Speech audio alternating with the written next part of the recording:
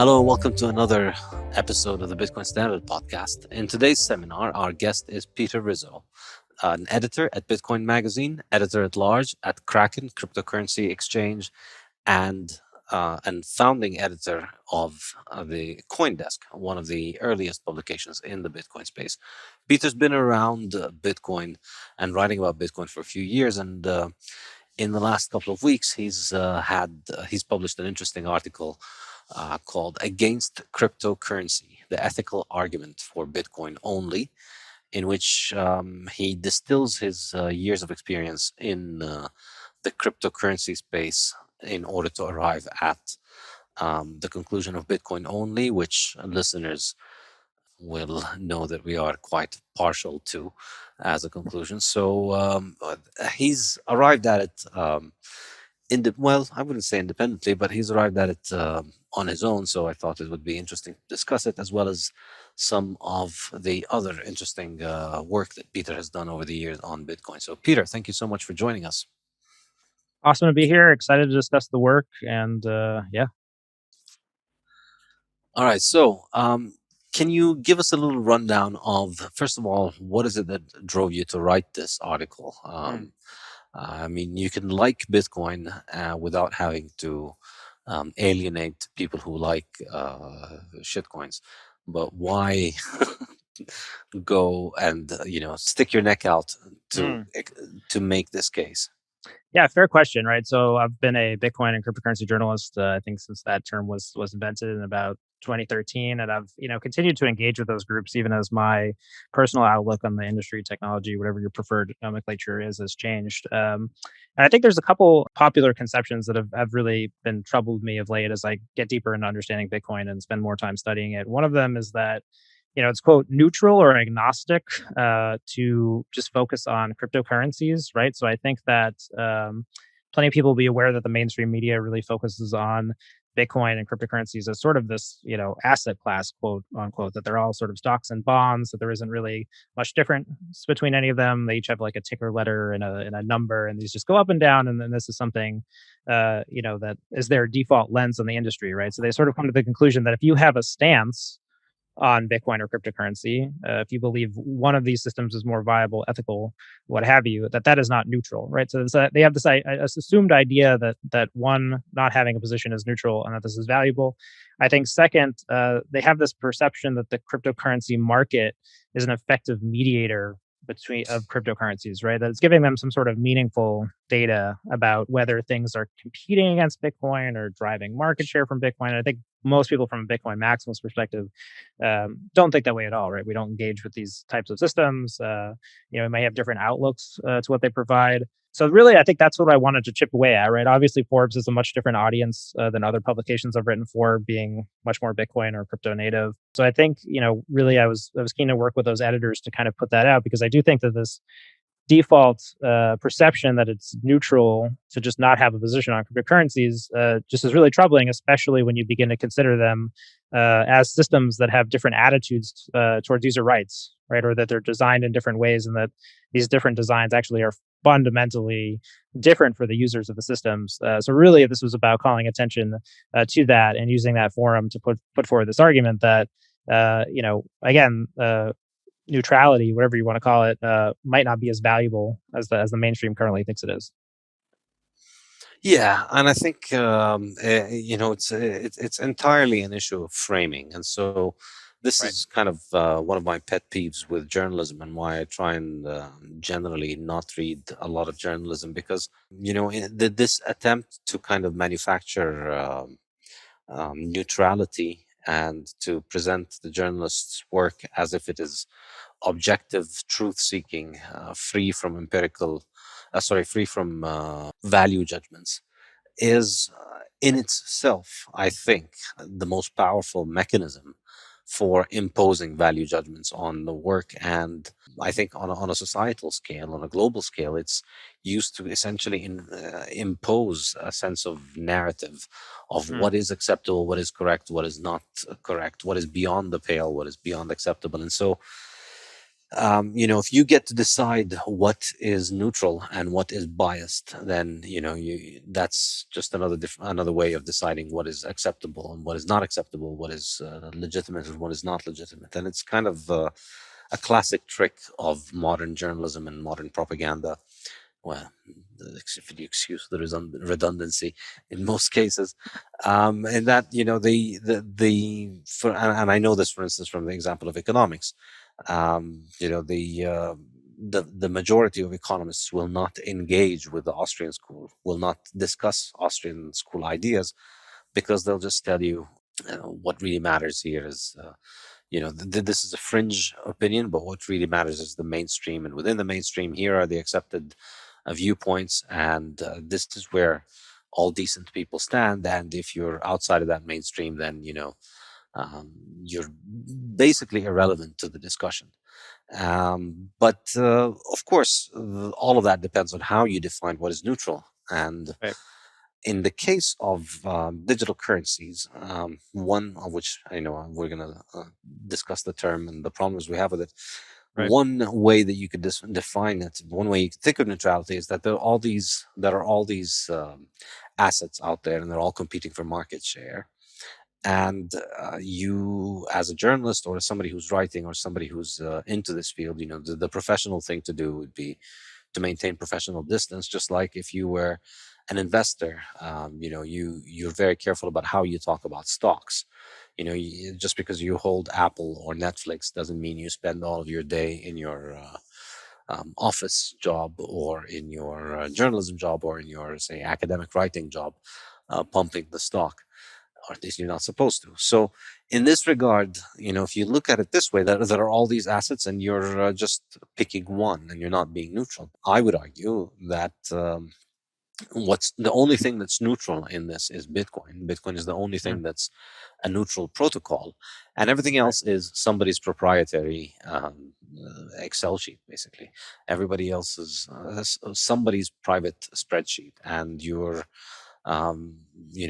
buying entries in somebody's spreadsheet. And so if you want it to be neutral, you talk about Bitcoin. If you want it to be not neutral, you would talk about all these proprietary currency and Mm. spreadsheet projects. Right. Yeah, I think that's a great way to put it, right? So I think that from a user rights perspective, Bitcoin is the most neutral. And but when you look at a user rights perspective from cryptocurrencies, that's where you sort of run into problems. But I think that by and large, the journalism community, and I think many other communities, right? The business entrepreneur community is guilty of this. The investor community, they've been very biased over the years towards a multi cryptocurrency environment.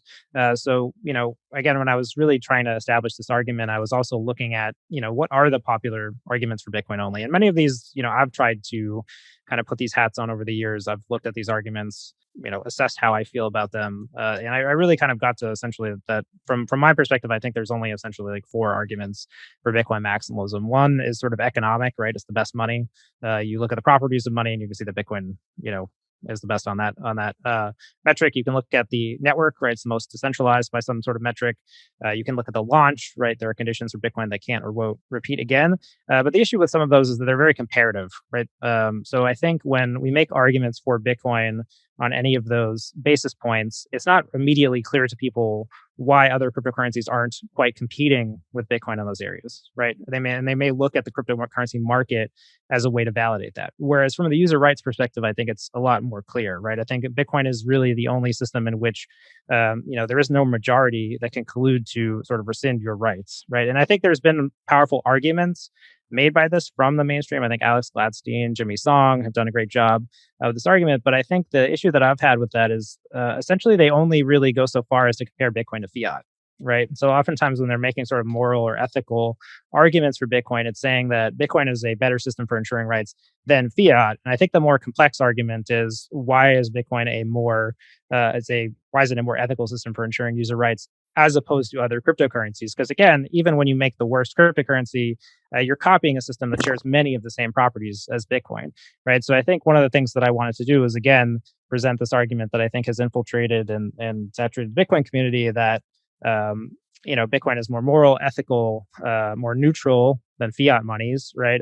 But extend this to cryptocurrencies at large because I think it's a more difficult argument. I understand the reasons why we haven't necessarily done that, right? There's a tendency to want to sort of ignore or pretend that other cryptocurrencies don't exist. But I actually argue that that's less helpful, right? So, from the standpoint of journalism, business, VC, those types of interests, um, they often see our unwillingness to engage on that subject as a sign of intellectual weakness or passivity, right? So, if you're just making an argument against fiat currency, most cryptocurrency industry, VCs, business people, what have you, sure, they support that argument, right? They're also against the fiat system. They're also building an alternative. Um, but anyway, so I think this goes back to the point that really, I guess the point of this piece was to take an argument which I think we know really well, right? That we want to compare Bitcoin as a more neutral system to fiat, but also extend it to cryptocurrencies, which I think is a more difficult task.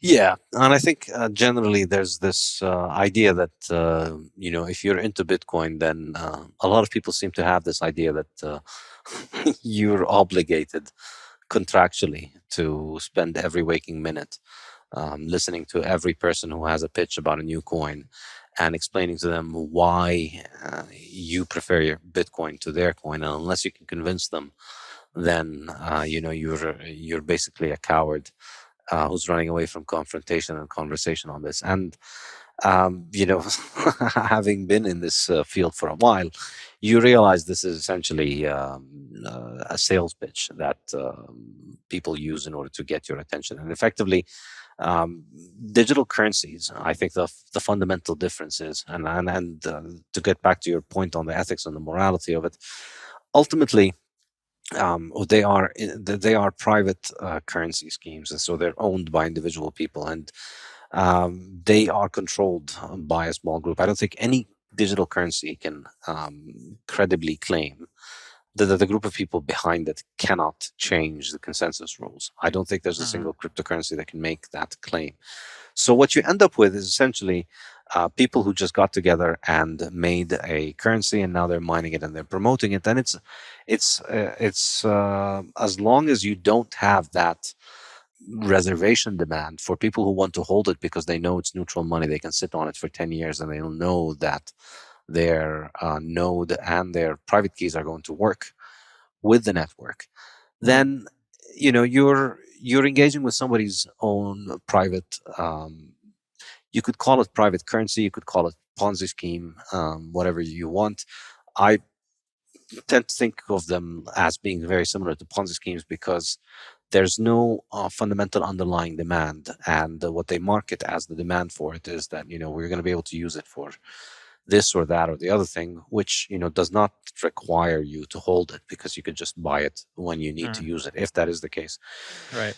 So I think the issue of why we don't engage with altcoins is simply that engaging with altcoins is advertisement for altcoins, and for people who are into Bitcoin, the reason that I like to block very liberally and indiscriminately on Twitter is because everybody who's promoting an altcoin, and a great way to promote your altcoin is to go to Bitcoiners, because that's a big group, the biggest group in digital currency, and go and talk about how great your altcoin is, because that's that's pretty fertile Mhm. ground. Bitcoiners are already familiar with the basics of how a digital currency works, and so the pitch to the average Bitcoiner is a far higher chance, has a far higher chance of succeeding than the pitch to the average individual. And therefore, conversing with notable Bitcoiners and getting on Bitcoin forums is a great way to advertise in a digital currency. And that's ultimately what all of these discussions are. And so, the reason that you don't engage, I don't like to engage a lot, is that that there's an infinite number of coins, and there's an infinite number of people on Twitter who want to tell you about their coin, and I only have finite time on Earth, and spending it promoting those coins is not is not my idea of fun. And I think for me, my interest in Bitcoin in particular only came about when I understood that nobody can control Bitcoin. Before then, it was just a curiosity. When it got to that point, that's when it became interesting. And so none of the altcoins have gotten to that point yet where they could claim not to be controlled and not to be easy to hard fork and change consensus rules. And so that's why I think you if you want to be neutral, you discuss the internet, but you don't discuss private companies on the internet. You talk about the technology of the internet, and for me, the technology is Bitcoin. Mm. Yeah, I think it's interesting. I mean, certainly there's very true aspects of what you just said, including that a lot of these cryptocurrencies do have problems in terms of how centralized they are. I think, what I try to do in this article a bit, and I received some criticism from Bitcoiners in this, is sort of make a steelman argument for cryptocurrencies, right? So I think oftentimes we sort of, again, sort of can appear like overly attack led and dismissive of these things, right? But what is the steelman argument for cryptocurrencies, right? If it is true that no one can control Bitcoin, then what is the alternative that the cryptocurrency system is proposing?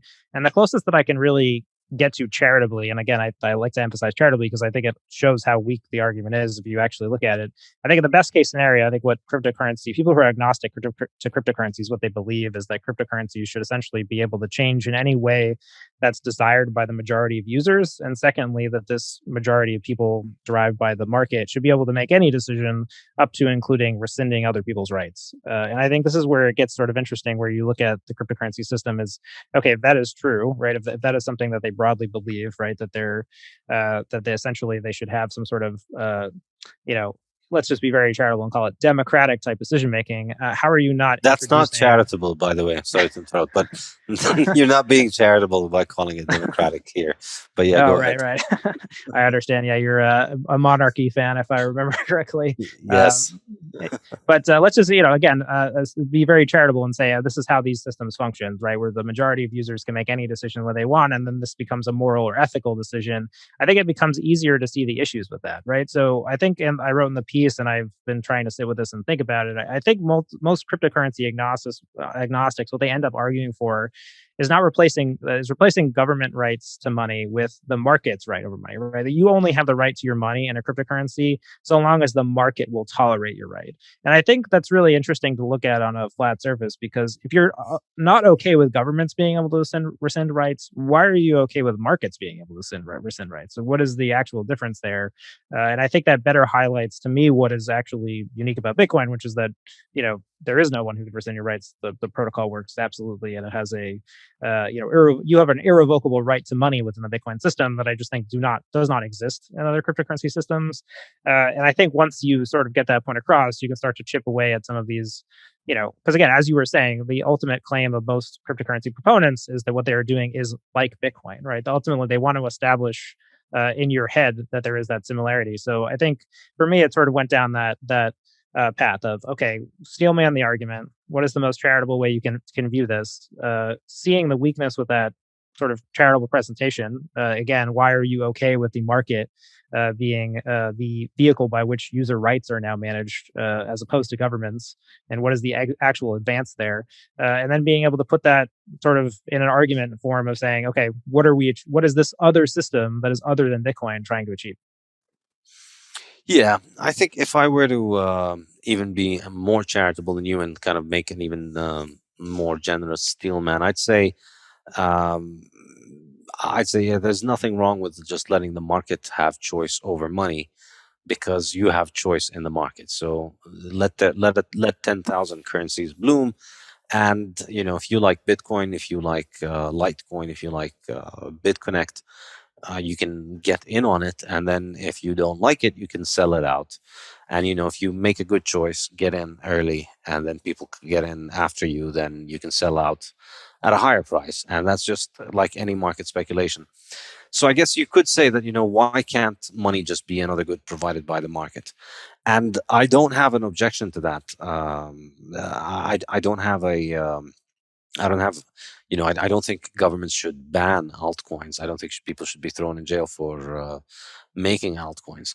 But that does not mean that I think that is workable as an economist, and I don't think it is moral. I think it's Hmm. very blatantly exploiting this nascent new technology that allows this enormous increase in money transfer around the world. The increase in the speed of money and the increase in the hardness of money, exploiting that in order to just essentially peddle Ponzi schemes that have no hope of capturing monetary premium. I think this is the key thing. Where Bitcoin is going, Bitcoin can grow. Bitcoin is now currently around $1 trillion. Right. It can grow to $10 trillion. It can grow to $100 trillion. It can be held on the balance sheet of the largest institutions. It can be held by anybody anywhere in the world, and it can be held because of its monetary properties. People hold it for as a cash balance. And there's a great article by Hans Hermann Hoppe called "The Yield on Money Held Reconsidered," in which he makes the case, and this is a heretic in modern mainstream economics. He makes the case that people hold money because it is a valuable thing. Having cash on hand protects you from uncertainty, um, allows you to take advantage of future opportunities. So there is value in having cash as opposed to having investments. And contrary to Keynesian propaganda, this isn't something pathological. It's the germ of all civilization. It's how all human savings and capital accumulation comes along. First, people save and they don't consume. And saving money is the purest, most effective form of saving, because money is the thing that is the most liquid in across time and across the future. So what Bitcoin allows us is a digital money, and it's a money that is it's a protocol. It's a set of rules without a ruler. It's a set of neutral protocols that anybody can log into and nobody can change. So if Bitcoin didn't exist, then I would say that and if altcoins was the only thing that we could do, proprietary currencies on the private market, then I still wouldn't find them very interesting. But I think they would be a little bit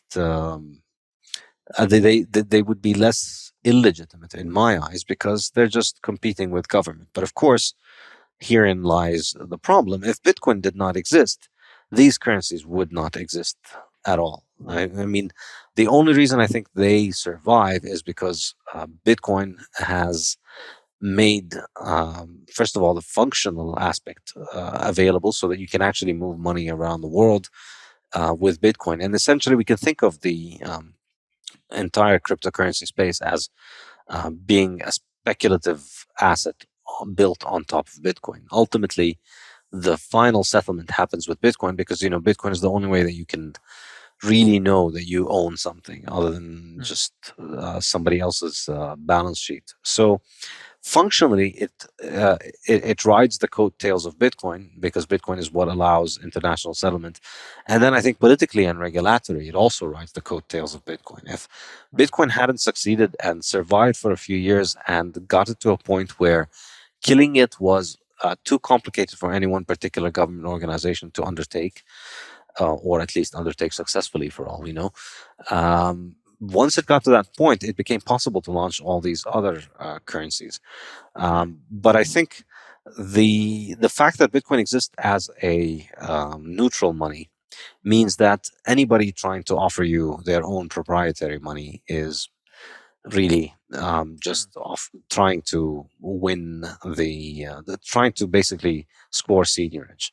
The only reason that you would want to offer money when you would want to offer your own money when a neutral digital money exists is because you're looking into the seniorage. And if you look at all the digital currencies, pretty much if you've heard about it, if it's in the top 10 at any point, if you have heard about it, if it's made it into the major cryptocurrency industry publications, it only managed to do that because it has a small, very efficient group of people that are running the code, they're doing the mining, they're managing the software upgrades, they're upgrading the nodes, they run the majority of the actual nodes that are on the network. And most importantly, of course, and that's where cryptocurrencies have excelled, the marketing. There's a giant marketing machine behind every cryptocurrency that has made it anywhere. So you look at how it functions. You may not have. I don't have a problem with privately competing monies. I don't think it would be an issue if people wanted to offer their own currencies. I mean, in the sense that I don't think it should be illegal. but I think it's very immoral, and I think it's been tried all throughout history where people have tried to pass off something as money, and it has always ended in disaster.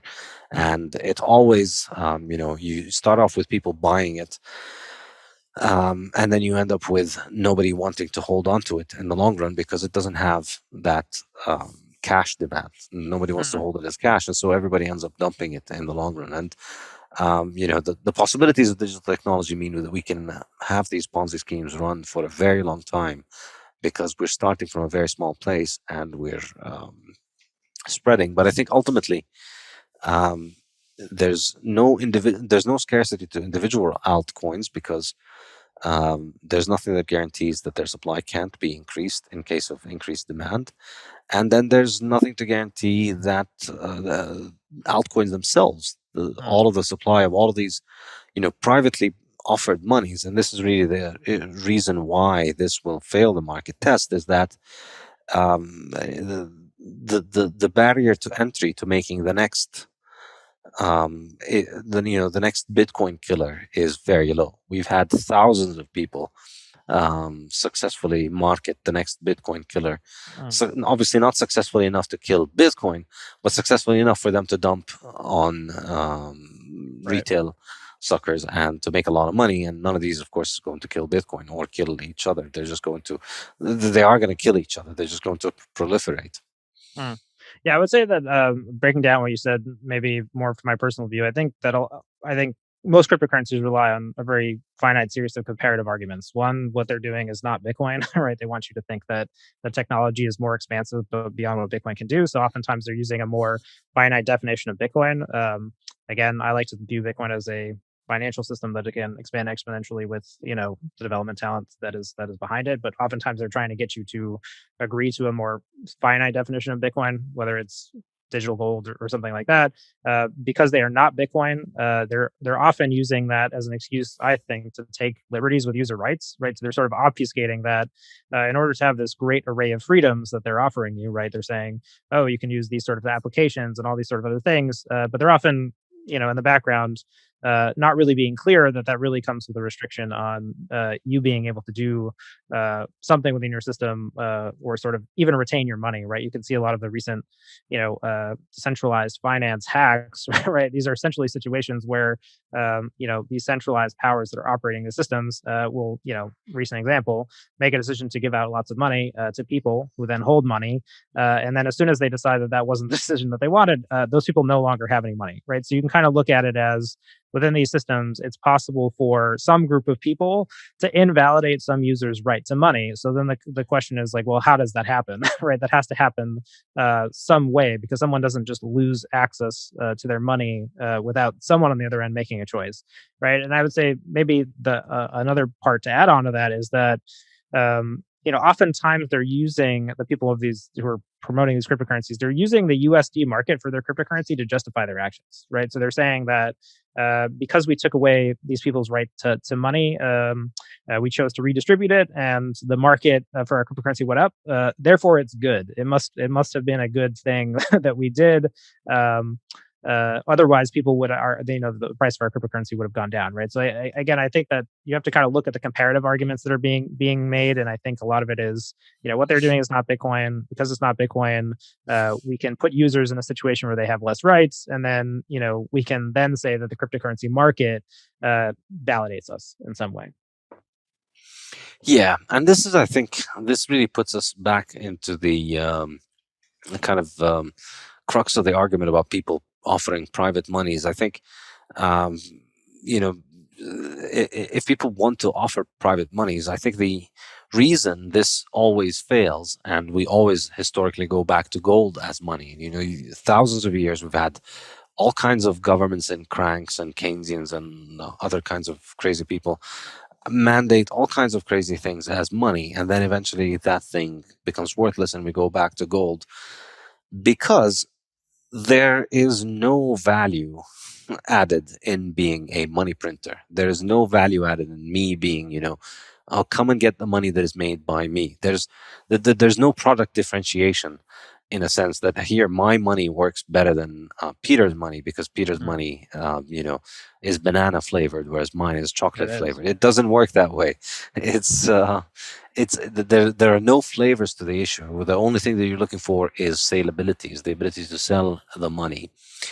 And the only thing that proprietary money adds on is seniorage. That's the only addition. There's, functionally speaking, incidentally, I continue to say this, and I still fail to see a single counterexample. Functionally speaking, you look at everything that takes place in all the entire cryptocurrency market, and basically everything is private key, public key, and a ledger of Mm. coins. And Right, right. you sign a transaction, and the ownership of the key of the coins moves from your keys to some other pair of keys, and that's it. Right. That's basically how they all work. But then there's a whole bunch of um, junk put on top in order to make it look like there's other things going on. And effectively, it's all kinds of different forms of financial engineering where, you sign this and it gets locked up. And we lock it up, and then we get more people to lock up, and then the value goes up, and we pay interest on it, and so people think that they're earning interest, even though there's no actual work being done anywhere with any of these currencies.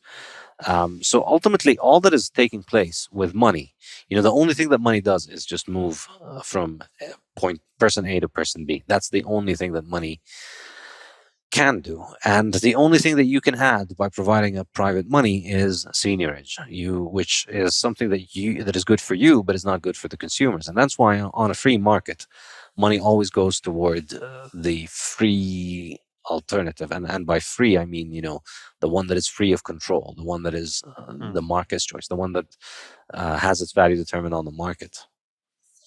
Yeah, I definitely touch on that freedom of control because I think the other thing that cryptocurrencies do is that they rely on misconceptions about Bitcoin's history and the nature of its control, right? So you'll see a lot of arguments, especially, you know, after I published this article, I think there are a lot of people within the Ethereum community, for example, who don't know that Bitcoin has chosen a path where no, we're not going to pursue hard forks as a technical change anymore, right? Or they'll make arguments that, oh well, hard forks have changed in the past, have happened on Bitcoin in the past. Again, very debatable, probably not true. And to the extent that there were those cases, they were made for, the extreme emergency continuing of the protocol and not as a way to, enact some new feature and therefore, remove the rights of some other users to money. So, they sort of rely on misconceptions about the past. And I think, especially in my work, that's something I'd like to clarify because I think, some of those arguments are can be very compelling, right? Because Bitcoin itself is a very dense technology that has a very, dense history to it, and I think a lot of those aspects haven't really been brought to light in a way that people can really understand. And again, so you have these second and third order misconceptions that build up over time, so that even you have somebody who's working on the Ethereum protocol who doesn't even really have any, real historical understanding of what has happened in Bitcoin. I think if even if you're a casual observer at this point, you should be able to understand that the basics about Bitcoin's development roadmap and how it functions, right? Especially if you're building some sort of other system. Yeah, and I think perhaps we should do a little bit of a recap of some of the greatest hits of what makes Bitcoin Bitcoin, and different from all the others. So I think, if I were to maybe specify it with one technical metric, it is that Bitcoin is the only one that is today, the latest block that just cleared right now is back. You could mine that block, and you could sync your node up to this block using the code that was the original specification that was introduced by Satoshi. So Satoshi's code, if you try to run it today, it's slow, it's inefficient, it has a bunch of bugs, and it's not great, but it still syncs with the blockchain up until today. So the consensus parameters of the Genesis block are still compatible with the consensus parameters of the last block that we just had, 700,000 and something. Right, right. This is an enormous point of distinction between Bitcoin and the other cryptos. Well, I shouldn't say the other cryptos, between Bitcoin and the unregistered security industry that calls itself digital currencies, is that the consensus parameters in all of these altcoins are trivial to change, and most of them change a lot of things very regularly, and they'll change them, and they take pride in the fact that they change them because they don't even see the value in immutability. They think there's value in flexibility, and I think here there's the idea is that you're going to be doing all these apps, and we've heard about so many apps that are going to be built on decentralized networks, and yet none have achieved commercial viability. So we've heard about so many prediction markets with their own tokens, and these their tokens were worth hundreds of millions, if not billions of dollars at certain points.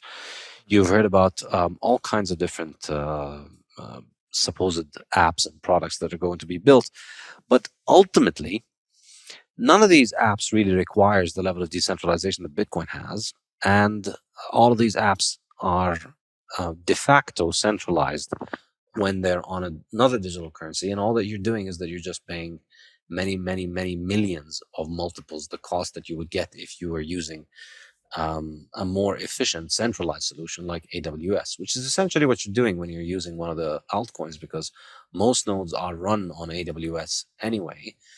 And so you're already, AWS is already a choke point. It's already a central point of failure. If you're using AWS, Amazon Web Services, if you're using them directly, well, you're cutting out one middleman of the team of developers that are just there, and you're saving, a millionth. You're paying something like a millionth of the cost, because it's much more efficient when you're running it on centralized computers rather than many, many decentralized computers. There's no reason for thousands of computers worldwide to have to register your prediction market bet about who's going to win the next election or the next World Cup or whatever.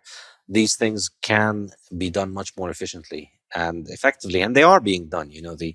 The centralized betting market around the world is worth, I don't know, tens of billions, maybe even hundreds of billions. If you think about sports betting online and all that stuff, it's an enormous market. And as usual with blockchain, it's a solution looking for a problem. The betting industry is doing fine as it is. It doesn't need all of this decentralized nonsense in order to function. So basically, you're compromising the immutability in search of novelty. And I think the contention that I make is that if you want novelty, just go use AWS. It's as decentralized and much more efficient and much faster. I think my only point with this type of argument, though, is that I both agree with you, but think that it's highly easy to dismiss. Right? I think this is one of those things where, speaking back to the Bitcoin maximalist arguments, I think we've argued a lot that the Bitcoin network is the most decentralized. We've presented a lot of data for why that's correct, and there were even recently, I think only the strong survive was a great example. Really lengthy papers about how Bitcoin decentralization compares to the lack of centralization in different cryptocurrencies. But again, I feel like it doesn't really kind of get to the inherent divide here so much, because I think that one of the issues with this is still that from the cryptocurrency agnostic crowd, right? There are still, the way that the cryptocurrency market functions appears to at least give these, so you're saying, okay, Bitcoin is the most decentralized. The cryptocurrency agnostic, I think, argument to that is to look at the cryptocurrency market itself and say, okay, well, your opinion isn't valid because clearly the market is validating it. Clearly the market has given some value to this product. And I think that's sort of where it gets easy to refute these kind of arguments, where I'm not sure if you're someone who's biased generally to the fact that the cryptocurrency market is providing you with usable data. I think you're going to end up disagreeing with that argument, because and it's not a matter of whether the arguments are true. It's just it's a matter of framing, right? If you fundamentally believe that the cryptocurrency market is valuing projects and giving you some meaningful data about those projects, you're going to listen to an argument that Bitcoiners are going to make about network decentralization, and you're going to weigh it against this other thing. Where I think one of the interesting things for me when I'm trying to just parse out, okay, what is it that Bitcoin maximalists believe, and what is it that cryptocurrency agnostics believe, and just kind of thinking about them as two different sets, right? I think that for Bitcoin people, and again, I'm curious to hear what you think of this claim. I think that for us, the definition of a neutral non-state monetary system, it exists within the domains of economics and computer science. It's not something that we look to the cryptocurrency market to validate. We're not looking at websites like CoinMarketCap or Masari every day and gaining some sort of understanding from it about our performance. In most cases, we're completely discarding that information. But again, kind of going back to the original part of this argument, I think when we're making arguments for Bitcoin maximalism, we do have to be conscious of this framing, because I think in some respects, no matter how well we can debate some arguments, they're going to be discarded from people who are coming from this neutral perspective. Because again, a problem of lensing, a problem of framing, which is why I continue to kind of go back to this idea of, I think Bitcoin maximalism, we've been very successful on the user rights argument.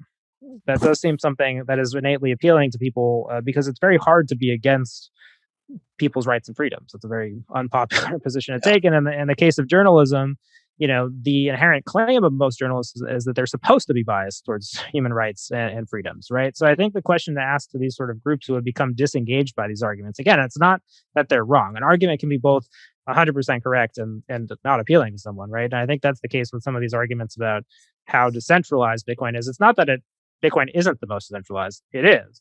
But I think you have to kind of take another step to sort of bend that framing to the person. It is the most decentralized, therefore it is the best at ensuring user rights. Therefore, all these other systems are actually systems that offer people weaker user rights that actually don't protect those freedoms. So therefore, again, it's not neutral for you to hold your position that these other systems are competing against Bitcoin or they're good for whatever reason. They're just inherently different from this perspective. So again, I always kind of go back to it from this lens perspective, because again, speaking for myself, I was a member of the journalist class, right? I understand how that group looks at things, and I understand how they can be dismissive of things. And I think it's just safe to say at this point that the arguments we're making there, they're not penetrating very well, and for whatever reason, right? It may be that it doesn't. We can both be right and unsuccessful at making a case to somebody. I think is my point, and I think what the intent with this article was to sort of take some of these arguments that I do think are very correct, but maybe just sort of reframe them in a certain way.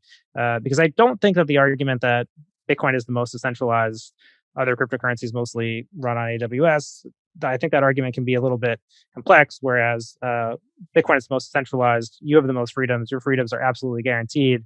And in every other cryptocurrency, your freedoms are actually subject to what your peers or what this market or what the small group of people think, right?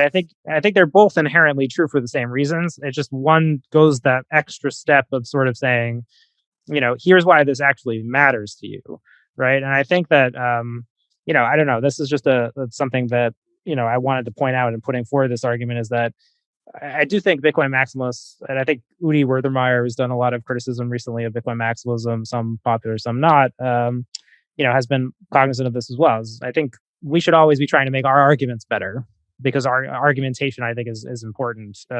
We can be right, and maybe time will prove us right. And maybe none of this matters. But I don't know. It's still an exercise that I like to aspire to.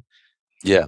No, I think the way that I usually present this issue of decentralization is kind of more in agreement with what you said, in that I the way I put it is that with Bitcoin only has users. Bitcoin has only had the users since Satoshi disappeared, and Satoshi's been gone for more than 10 years now, and that's perhaps a good segue into the other piece of yours that we wanted to discuss. Cool. So Satoshi's been gone for 10 years, and Bitcoin throughout those 10 years has continuously, repeatedly, successfully um, caused massive emotional damage to people who thought they could hard fork it or change it. I mean, it's just been an absolute wonder to watch as one ego after another shatter like a little flimsy boat of made out of little wooden sticks on massive rocky shores with heavy waves smashing it into pieces. This is kind of what we've been seeing. And of course, the most notable and the most important one is in November 2017. I think this is really the point that explains the difference. And this isn't a popularity contest, and I'm not out here to get points. And as you said, I don't care about what happens on CoinMarketCap or what shitcoin Twitter is saying and what shitcoin influencers are, what they think is cool in their local coin of the week competitions. Ultimately, I think the real thing is what really matters, and I think this is what you see has been a message that has penetrated Mm. very successfully with extremely successful investors and high net worth individuals. People like Paul Tudor Jones, Bill Miller, Michael Saylor, obviously, Ross Mm. Stevens. They get this point, and this is why they can go to their, to their staff and to their investors and to their boards and to tell them Bitcoin is a technology. It is not a company. We're not inventing we're not inventing in a small team of weirdos. We're inventing in a protocol, in a software. And we know that because, as I was saying earlier, 2017, when we had the SegWit 2x hard fork attempt. And I think this is an enormously important chapter in Bitcoin's history, Yeah. the Agree. block size war. And this is, we could argue about technical specifications, as you said, and numerical metrics, but all of that stuff is like arguing about whose ship is better when Right. we're all docked at port. Mm. Doesn't matter. We can argue about whose paint job is nicer and whose aerodynamic design is slicker. But at the end of the day, when the storm comes, that's what matters. Can your boat survive the storm? And Bitcoin has been through the storm. Yeah. Now, the other altcoins have not even, well, I mean, a lot of them have been through their own story. And I think this is the kind of thing that a lot of shitcoin apologists miss, which is there's 10,000 shitcoins. And so if you pick the best performing ones, you can find periods where the best performers have beaten Bitcoin. But for the vast majority of shitcoin investors, the money lost in BitConnect and Mm. Aurora Coin and in all these failed projects and all the Ponzi schemes, that's where a lot of money has been lost. And the people who lost that money don't go on social media and talk about it. They've moved on with their lives, or they're Mm. too ashamed to mention it. So when the storm comes, when the team in charge wants to take control, with BitConnect, we saw what happened. One day they just printed a whole bunch of tokens, sent it to the exchange, cashed out, and the coin went practically to zero, and everybody who was holding the coin was left with nothing. With Bitcoin, they didn't even try and print new tokens. All that they did was try and change uh, the block size, and we had the manufacturer of the majority of the hash rate. We Mm. had the majority of the hash rate, the owners of the majority of the hash rate, the mining pools, the majority of the mining pools. We had basically all the biggest Bitcoin businesses, or at least the vast majority of big Bitcoin businesses, exchanges, almost all major Bitcoin exchanges internationally in China, back when we had exchanges in Mm. China and Europe and in the US, all of them got together. A lot of core developers, a lot of the most important developers and public figures of Bitcoin. Gavin Agree. Anderson in 2015 or Mm. 2014, I think it was, the Financial Times had said something along the lines that he's arguably been more important for Bitcoin than Satoshi Nakamoto. And for a while in 2013, 14, 15, this was a pretty common. Uh, Pretty common take. Mm. If the responsible people who are neutral on these issues understood and accepted that Gavin Anderson was more important than Satoshi, and Gavin Anderson was lined up behind Segwit 2x. Roger Ver, one of the earliest Bitcoiners, Bitcoin Jesus, he was also behind it, and he had a massive support of people behind it. And yet, all of those people failed to change the consensus parameters. And this is where it's different. So this is Mm. why there's a very different quality of the money that goes into Bitcoin and goes into shitcoins. With Bitcoin, you see serious investors and serious institutional money coming in. With shitcoins, you have people who are gambling essentially, and they're looking to make a quick buck. And you don't have people doing proper due diligence in institutional investors that have arrived at the conclusion that putting our money in putting all this money in a multi-billion-dollar project that's run by a bunch of coders with no experience with finance or with even running successful coding Mm. projects is is a good idea. And the reason is ultimately, as I was saying earlier, with Bitcoin, everybody is a user. With altcoins, you're a user and there's an admin, and the admin is they can do anything. I think, think of the model of Google or Amazon or Facebook. You're a user of Facebook, but there are admins, and you cross the line. There are several lines, and the lines keep increasing now. You do something wrong on Facebook, you get removed from the platform. That's it. You can't use Facebook anymore. It's like that with Amazon. It's like that with Google. It's like that with altcoins to an extent. We've seen many altcoins do things like this over the years. They'll reverse the blockchain, as they famously did during the DAO hack.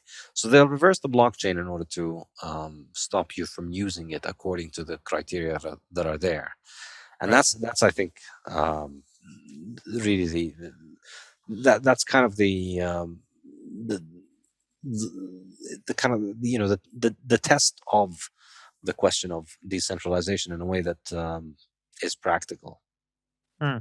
Well, I'm glad you mentioned that. I mean, certainly I've, part of my work is doing archival research on, some of the events in Bitcoin history. And, I'm glad you mentioned the fork wars, because that's sort of where my own journey towards Bitcoin maximalism started, right? I was a journalist confronted with, the sort of warring groups between Bitcoin, right? Everyone had this different ideas of what Bitcoin should be. A couple points I would comment on that. I think, one is that is just evidence of, I think, how influential your work has been. Is one, I think back then there wasn't really that much understanding of the economics of Bitcoin, right? It was still early.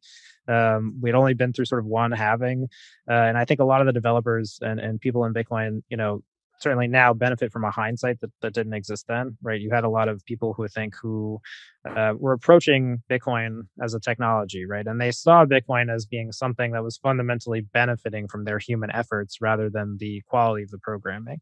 So I think you mentioned the story that I did on, sort of looking into what happened when Satoshi disappeared. I think that was an attempt to sort of look at, okay, what do we actually know about how Satoshi ran the project? What can we infer from his time as maintainer? How did user attitudes towards him switch over time, and how did developer attitudes change? Ultimately, I was able to get a lot out of that, because you were able to kind of see that even in Satoshi's time, there was a growing understanding that there shouldn't be someone in charge, that users controlled the protocol.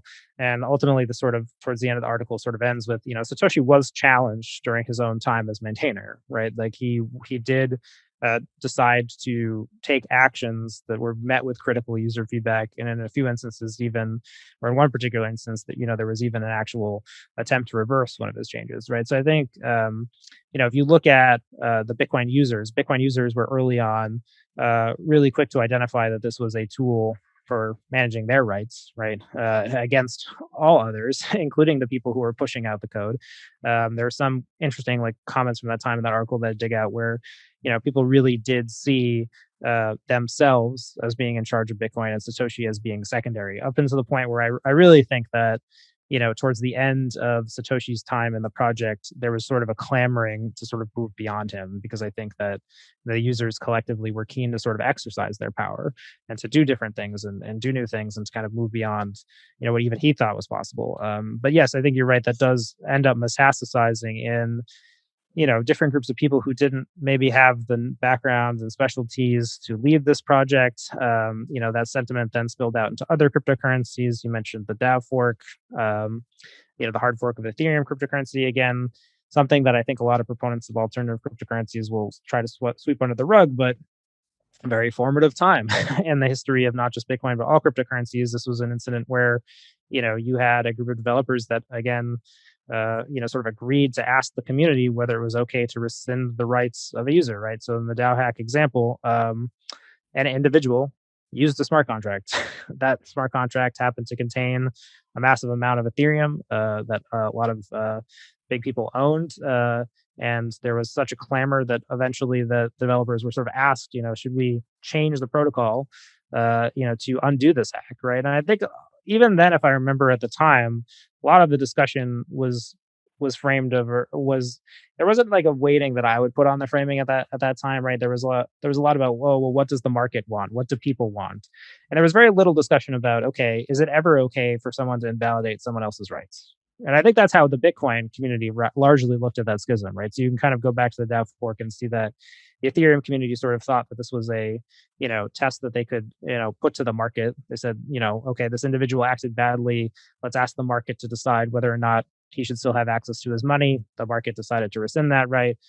Within Bitcoin, I think there was a strong recognition again of this moral hazard, right? If you ultimately put the market in such a place where it's going to adjudicate user rights, right? Are you actually providing a mathematical guarantee? So I think out of that, you have some interesting kind of formative arguments kind of developed for Bitcoin. A couple that I think that are interesting, they're put forward by Adam Back. One is that Bitcoin is a mathematical guarantee. The other one is that Bitcoin is apolitical money, right? That it is money where you cannot be coerced, by anyone in order to lose that money. And then even on top of that, any grouping of political actors shouldn't be able to then force you to do anything.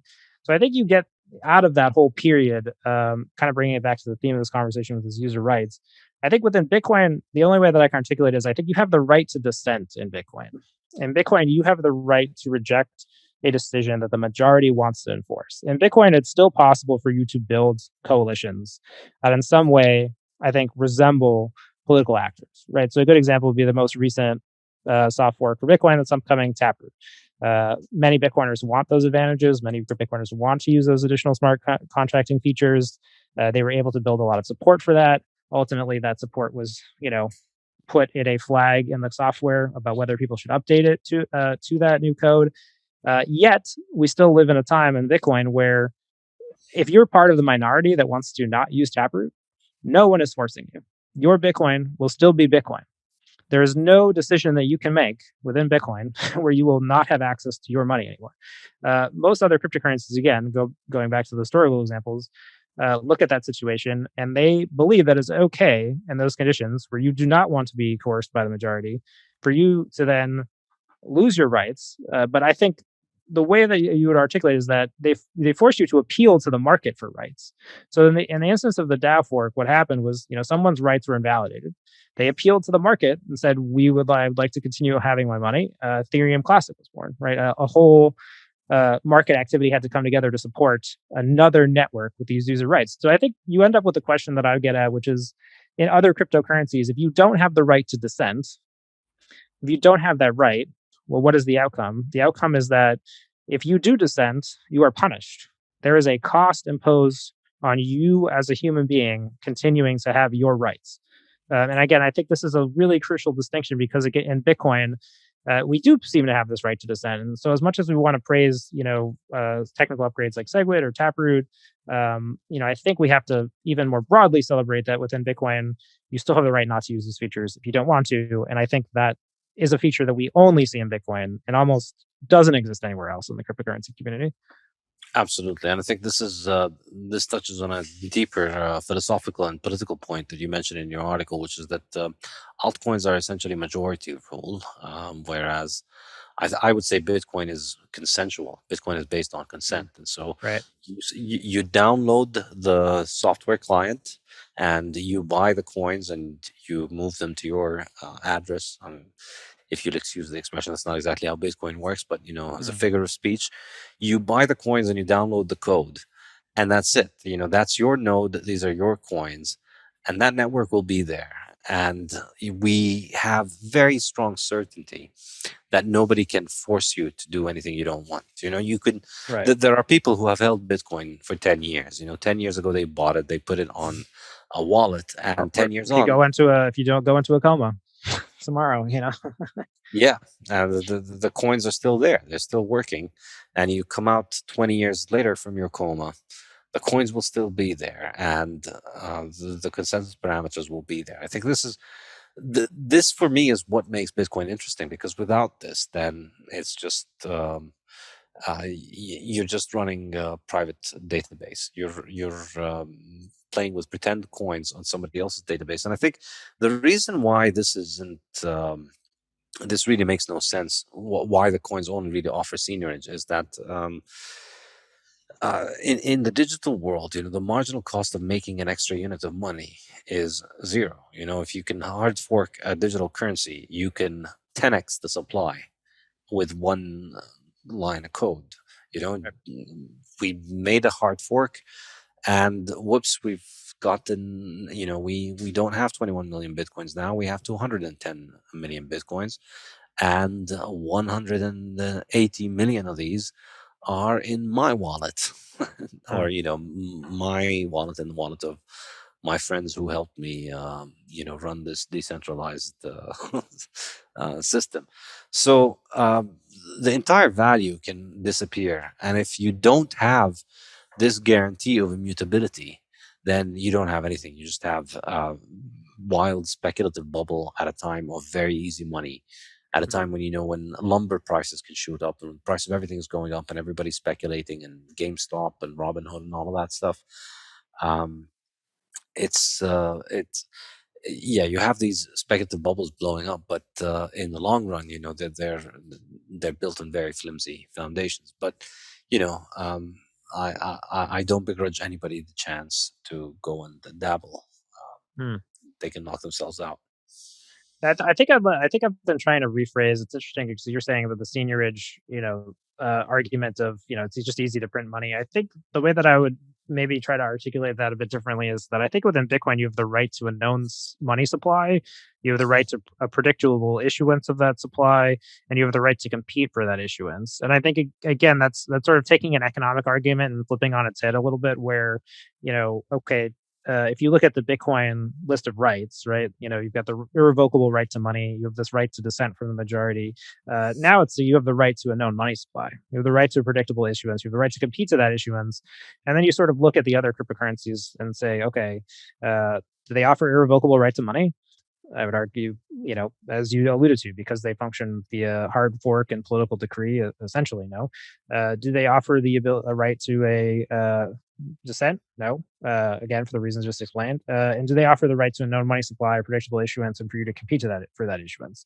I think also no. But I think, again, that argument sort of maybe speaks a little bit to the impact of the user, right? If you have a choice to join a system where you know the money supply, you know the issuance, you know that you can compete for it if you want, right? There might be a cost, but you can. Are you going to join that system, or are you going to join a system where you don't have the right to know the money supply. You don't have the right to the issuance. That is also subject to political change, right? The money supply and the issuance and your ability to compete for that issuance might also be subject to political change, right? So I think that's a way to maybe kind of flip it on its head and sort of say, one of the qualities of these cryptocurrencies, other than Bitcoin, seems to be that they function by this. And again, this is why I say it's obfuscated, because they claim to be decentralized, but when you look at the decision making process, um, it functions via building political coalition at the very least. Like, it has to function that way, because again, something has to be deciding on these decisions, right? And there has to be some, and the more there is a decision to be made, the more there is an influence on that process of the decision, which again is what sort of gives rise to this, I think, theme that we're talking about here, which is that, other cryptocurrencies, one, are seem to be inherently political, but two, because they're inherently political, they're more, or I would say they're less able to confidently secure user rights, right? I don't know how you would make the argument that they actually, do that. And if they don't do that, how are they not different than Bitcoin, right? I think that's coming back to where we started, where it's, getting rid of this neutrality argument. If they are cleanly and clearly different from the subject of the users who are entering the systems, we need to stop considering them as being the same thing, right? And I think most Bitcoiners, I think, would agree that, I think it's, I want to see Bitcoin kind of taken out of this, neutrality argument here, right? Where things are just sort of seen as this is this crypto asset class market. All these crypto assets are the same. And I think that's maybe how we chip away at it. Yeah. Um, yeah, I think I think that's a good point. Now, I wanted to talk a little bit more about your work on Satoshi. Mm, What are your perspectives on Satoshi? You've studied closely his writings. So what yeah. do you think of his contribution to Bitcoin? Mm, And in particular, I'm curious about one aspect of things. This might be a little bit of an sure. unpopular opinion I have, which is um, probably Satoshi was maybe not necessarily looking to build the Bitcoin that we have today. I think Oh, I yeah. think in my mind, and I think a lot of the people that sympathize with my views on Bitcoin would like to think that Satoshi was some Austrian economics nerd who had studied money and gold for many years Right. and then went out and built an alternative for gold. And while I think that there is definitely an element of libertarian thought in his ideas, he does have an element of being anti-government and being for freedom. It occurs to me that the Austrian aspect of Satoshi's design Mm, was the product of good engineering rather than familiarity with Austrian economics. In other words, he built a money that somebody like Rothbard would have approved of, not because he read Rothbard and he wanted to build the perfect money, but because he was a very smart engineer who looked at the issue of money and tried to figure out a design for how to make this thing work. And it clearly made sense to him, as any mm, engineer would, that you don't need more tokens. You don't need the token supply to continue to increase indefinitely, and in fact, it's more desirable for the supply to be fixed so that the network can have um, full traceability of, full auditability of all transactions, so that we can know that nobody is cheating. And mm, so, even though I should probably be trying to talk up the other aspect of him, trying to portray him mm, as this just another hero Austrian economist like me, who's out there to save the world. mm, I think I no, he's not an Austrian economist. He's a coder, he's a programmer. He may have had a functional mm. need for Bitcoin for his business or whatever, but the kind of design parameters that he arrived at, I don't think they were motivated by a very thorough study of economics, in as much as he arrived at the correct principles because he just thought about it from first principles. Yeah, that's a great question. And I think, yeah, I did spend a lot of time earlier last year just sort of diving into the Satoshi archives for a piece that I wrote on the 10th anniversary of his disappearance, right? And I do think it's important to take a, you know, look at what we can know of Satoshi, right? Because there are certainly many things that we cannot know about Satoshi. So I think, to me, I've always wanted to strive to understand the things we can know. So I'd say first off, there are some very remarkable things about Satoshi generally that probably don't get enough discussion. One that I think, first off, and I think this is kind of something that I've really only kind of gained an appreciation with time. It's really crazy that Satoshi never priced or sold Bitcoin, that these were free market activities that sort of were encouraged as part of the system, but that he never personally did that, right? We actually only know of maybe one or two transactions that he ever sent with individuals. But again, I think the fact that he let the economy emerge organically, like, is a real testament of will. Because I think one of the things that's kind of interesting is you look at the first year of the Bitcoin project. There really isn't a lot that happens, right? Satoshi sort of releases the software on a forum mailing list. There's some initial excitement, but there's this really dead period in 2009 where you can look at the transactions day by day, and it's like some days there's whole months where the number of days is larger than the number of transactions in that entire month, right? So the Bitcoin network immediately it's not a roaring success, right? But Satoshi is interesting because I think you can also look at him as an entrepreneur, right? Satoshi was willing and interested in doing things to promote Bitcoin, and therefore he had to take a different attitude to the project, right? So one of the things that he does that's really formative at the beginning is he builds the Bitcoin forums. He builds a place for people to talk about Bitcoin. And this is where I think a lot of the activity really starts, where once people kind of get together, they understand the idea, they start to price and trade Bitcoin and develop the Bitcoin economy. So that is a result of Satoshi, but I think it's interesting again that he chose to let that happen organically, right? So I think that's one thing that I would say for him initially is that really that first period is, I think, one, remarkable for its just sheer perseverance, right? Just the fact that he knew that he had created this thing, right? And I think that's the other thing. You can look at his early writings, especially his comments on the P2P Foundation forum.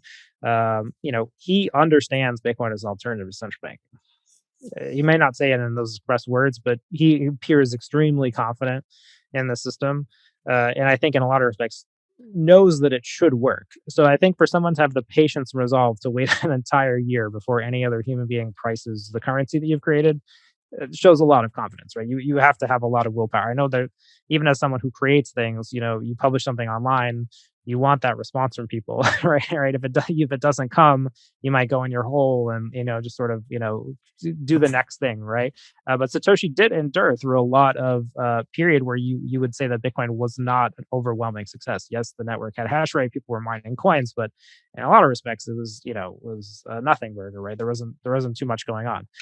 So I think that's one first part I would say about Satoshi. I think the second part that you're absolutely right on is that I don't think Satoshi was an Austrian economist. I think that he arrived at the design for Bitcoin through an engineering need. And I think that in a lot of respects, I think another thing you said is very true is that I don't think Satoshi, the Bitcoin that we have today, I don't view as being entirely the product of Satoshi. So one of the things that I'm really interested in exploring through my archival research is sort of this question of how does Bitcoin become Bitcoin? Certainly, a large portion of that is owed to Satoshi, but I do think he leaves the other developers with really important unanswered questions that without which us having an answer, Bitcoin could have ended up radically different in how it was constructed, right? So I think one of the things that you can look at through this article and it sort of traces is Satoshi's more non-traditional outlooks and behaviors, right? Things that Satoshi does today that we probably would have thought would be odd or like behavior that we wouldn't necessarily encourage, right? So he does over a period in 2010 start to open up the project development. More people begin to collaborate with him. And then what happens is that there's essentially this big exploitation of the code, right? There's someone who figures out how to subvert his coding and print a bunch of Bitcoin within the blockchain. He ultimately rolls back that change. But he really becomes someone who you can look at the later period of Satoshi, who moves very quickly to enact things unilaterally, right? With it, maybe without the sort of review and the process that we have today, right? Where if I was to sort of going back to the theme of user rights in this conversation, go back to that kind of standpoint, I would say that today we accept that everybody within the Bitcoin system has the right to review and propose code. And in Satoshi's time, I'm not sure that that was true. Satoshi oftentimes didn't publish his code. He would for review and to the extent that he needed users to upgrade would just kind of push that code unilaterally. So I don't think that Satoshi was quite aware of the moral hazard of him, right? I don't think he understood maybe as much as later users that there was I sort of pose this question as at the standpoint where Satoshi creates Bitcoin, does it really exist? Can a single human being create a decentralized money? Is that possible, or is it an inherent contradiction? And I think it is sort of an inherent contradiction. At the point that Satoshi is the only Bitcoin user, I don't think Bitcoin actually exists. Like it can't because it's not decentralized. So I think with Satoshi, you sort of have the sense of I don't know how much Satoshi was cognizant of his own authority. So therefore, he never really leaves behind a blueprint, I think, of one, how Bitcoin should be managed, and then how Bitcoin should be upgraded into the future. Because again, he is someone who shows that he wants to take, and because again, within open source software, this was generally how open source projects were managed. They had a strong sort of maintainer dictator who was able to sort of move unilaterally because he was viewed as the owner of the product, right, or the project. And Bitcoin, obviously, that relationship undermines the value proposition of Bitcoin because you can't have have someone who owns that project, right? Bitcoin's supposed to be a neutral monetary system, right? The fact that there is a individual person who can exert that much authority is an inherent moral hazard. So I think because of that, Satoshi is someone we can only really look to for so much because I don't think Satoshi ever really figured out how Bitcoin would exist beyond him. And I think to the extent that he was, if you can look at his time as developer, I think that he shows sort of a weakness in understanding these types of changes, right? A classic example would be in response to his the question, so one of the developers sort of codes up a question and says, what if we do want to increase the block size? And I don't think he's even advocating for it at that point. He's just saying like, okay, what if we have a change that's incompatible with consensus? Like, what do we want to do with that? And so she's like, oh, well, we can always upgrade it later if we need to. Right. So he sort of leaves these sort of passages where, he is deliberately vague. And I think you sort of actually have to look at that as a deliberately vague answer because Satoshi is so specific, right? He's not someone who, as I'm doing in this response, like, leaves a lot of words about what he's doing, right? He's oftentimes very succinct.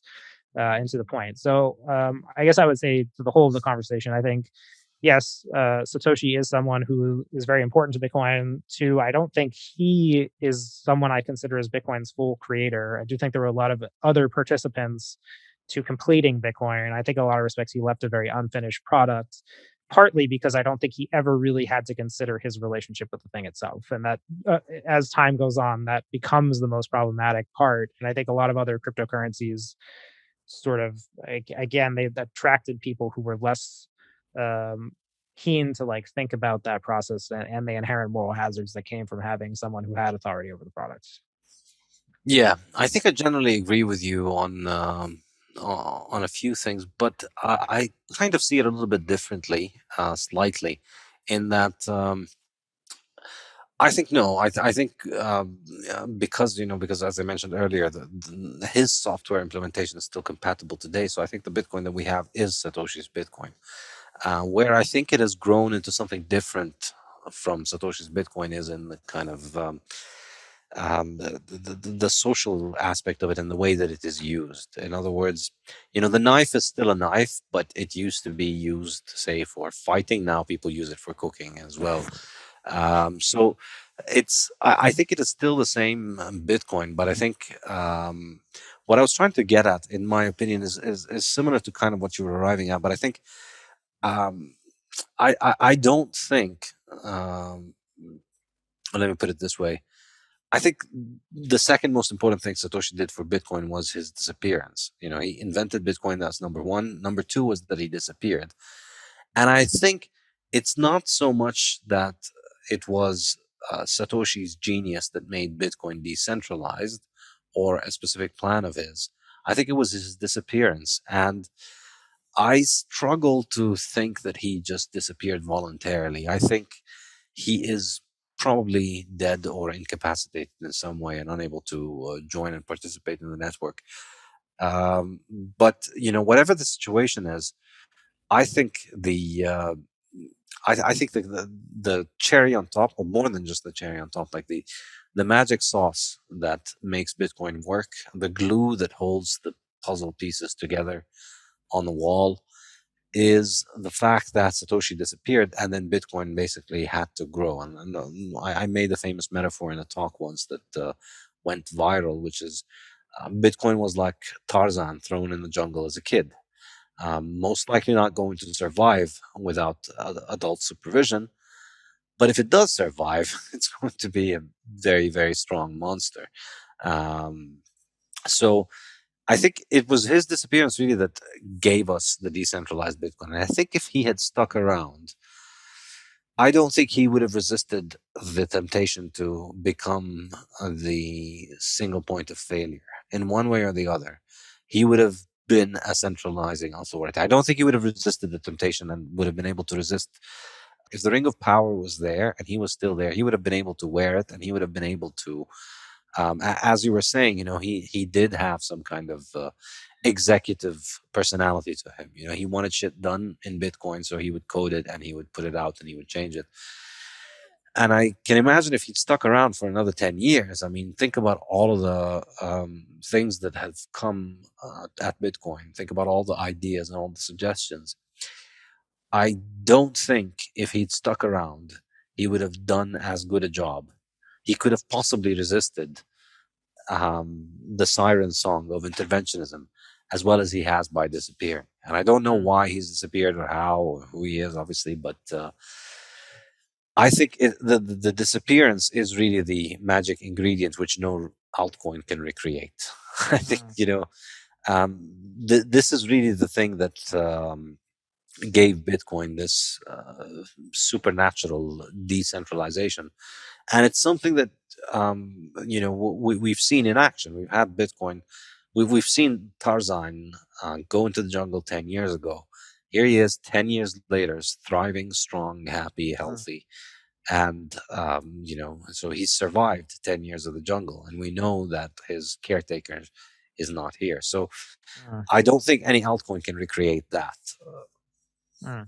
Yeah, I think it's tempting to ascribe moral consequence to action, but I think the tough thing about that is, you really don't know if, what Satoshi's motivation was, right? I think that's the interesting thing about the Satoshi, the myth, right? Satoshi becomes this thing that we can ascribe all these different qualities to, right? So you have this idea of, if you're a child who's grown up without a father, right? You're going to have, when you're younger, sort of these visions of Satoshi as, oh, my father must be out in Africa, he must be helping all these people. There's got to be some reason that he's not with me, because this person of supreme moral consequence, right? So I don't know. I think it's a little bit tempting to see Satoshi in that favorable light, which is one of the reasons why I've tried to kind of go to the text and see what I can dig out. And I think that I think you're right. Like, I think one, he did make the action, right? So you can also, while it's tempting to ascribe moral consequence to that action, actions can have moral consequences, right? In this case, I think he did divorce himself from the power of the project. But, I don't know if it's totally true that he had the same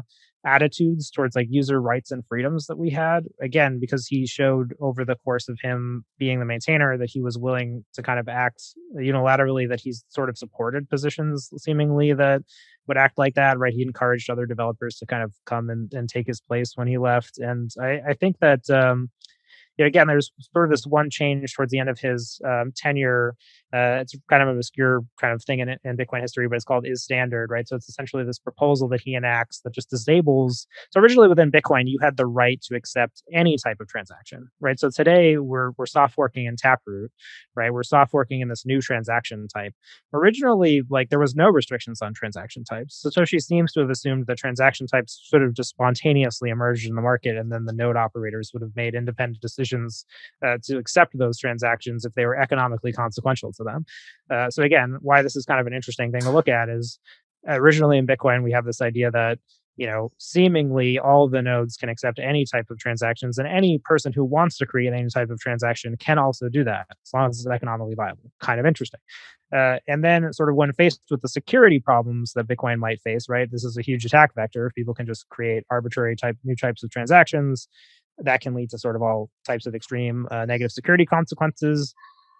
And kind of faced with the option to rescind this user freedom, he does rescind this freedom, right? So he actually enacts this policy rule called is standard, which again restricts which transaction types we can arrive at, which is today why we need something like Taproot, right? We need the developers to actually propose code that makes it okay for us to have a new transaction type. So does that give us maybe another more color on Satoshi as someone and his thoughts? I would argue yes, because I think that, from that decision you can kind of look at and see his reaction to, okay, what did he think of user rights and freedoms? To what extent did he prioritize security over those rights and freedoms? He seems to have made a decision prior to his departure that meets that criteria.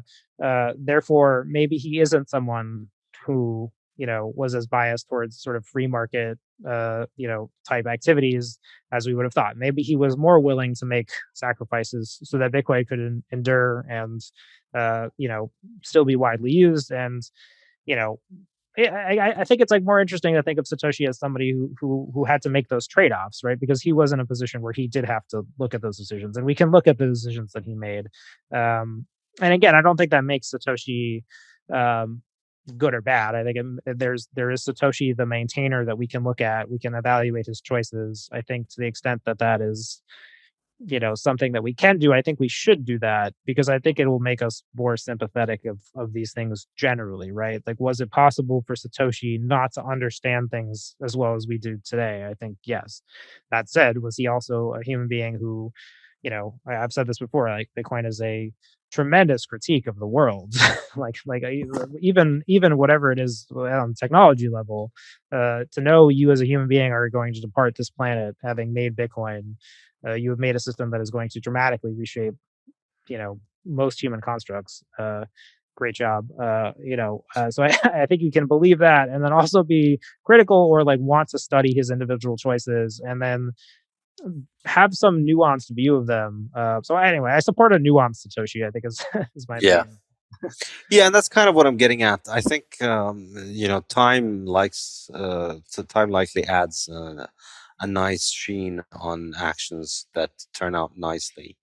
Right. But I think perhaps in retrospect, what I'm trying to get at is that I don't think Bitcoin would have been this kind of anarchist, decentralized, immutable, users only, Austrian economics, hard money, um, purely voluntary system had he been around, not as a critique of him, just as a critique of human beings, because we have no track record of human beings successfully managing to successfully run something while at the same time not placing themselves in charge.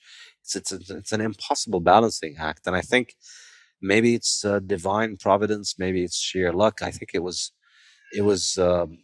maybe his disappearance, and if he did do it, then yeah, it would have been the most genius move. But I struggle to think that this was deliberate. I think um, the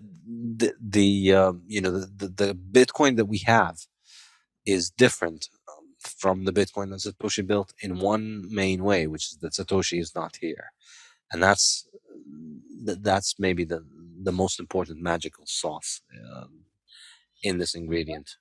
I guess the only thing I would push back on that a little bit is that I do think this like rights management part is like important, right? Satoshi didn't really leave a very clear way for it. Like Bitcoin needed to have some way to manage the threat of authority, if not authority itself. And this is where I do think that, and you saw this with the fork wars. The fork wars are essentially a huge drama about how Bitcoin should be managed, how developers should enact technical changes, and how those technical changes should be made with respect to user rights. And again, I think the fact that Satoshi is so absent from that debate, and that his, again, if you look at his record as a developer maintainer, it's so unclear like what his attitude was towards those things. I think you just I this is where I would say I actually have a strong opinion on this, where I do think you have to view him as someone who didn't contribute to that. And if he wasn't a central contributor to that, that I think the people who did put in place the structure we have, right? So if Bitcoin is the only cryptocurrency where today it's designed in such a way where you have the right to dissent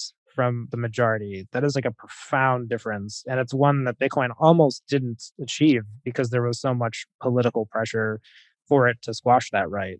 So again, I think some of these things are, I've used Satoshi as someone who again was unhelpful in leaving behind solving what was one of the central mysteries of Bitcoin, which is how can a system be truly decentralized when it does have existing authority structures or benefits from authority structures that help propagate it. And because of that, I think I'm more willing to sort of say that, um, and this is viewed through the prism of the fork wars, where again, I think we really did come close to seeing Bitcoin become something different. Or, I don't even know if that's the right way to phrase it, right? There was so much disagreement at that time. And again, he was such an absent person from that debate, just in that, nothing that he had provided really added to it other than his absence. I don't know. It's tough. You can argue it all sorts of different ways. I think I ultimately come to thinking that the way we manage upgrades within Bitcoin is so different than the rest of the cryptocurrencies. The way that upgrade process ensures user rights is so different than other cryptocurrencies. And since Satoshi wasn't a principal participant in that, I think he is probably one of other contributors who I would say created Bitcoin. I think Bitcoin was created through a process of understanding that. I don't know if Bitcoin was completed by him. Would you like to specify a few of these you think that contributed to this, or would you rather leave them nameless? It's up to you. Yeah, sure. No, happy to. I mean, so I can list of people who I think that I've kind of, dug through the archives and think have interesting places within history. I think Greg Maxwell is one that I think, contributed pretty greatly. Adam Back, I already referenced in this conversation. There are lesser people who aren't as well known. Thamos, I think, is someone who's a really big contributor to Bitcoin intellectually. There's also Mircea Popescu, who I wrote an obituary about. Yes, I was going to get to Mircea. Yeah, that was my next question. Has passed away, passed away earlier this year.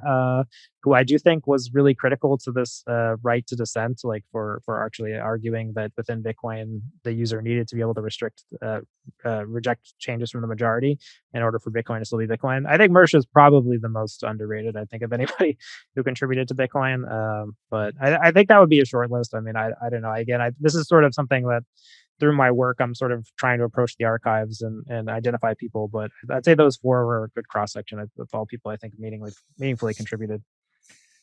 Yeah, well, that's an excellent segue to my next question, which is Mircea Popescu. Mm. You were researching him before he passed away, so this is Yeah. a Romanian Bitcoiner, early Bitcoiner, who was pretty early into Bitcoin and built a bunch of Bitcoin companies, and was living in Argentina or Costa Rica, or between those two places. And sadly, this year earlier, he was found drowned Right. off the coast of Costa Rica. Um, yeah, so tell us a little bit more about him. Yeah.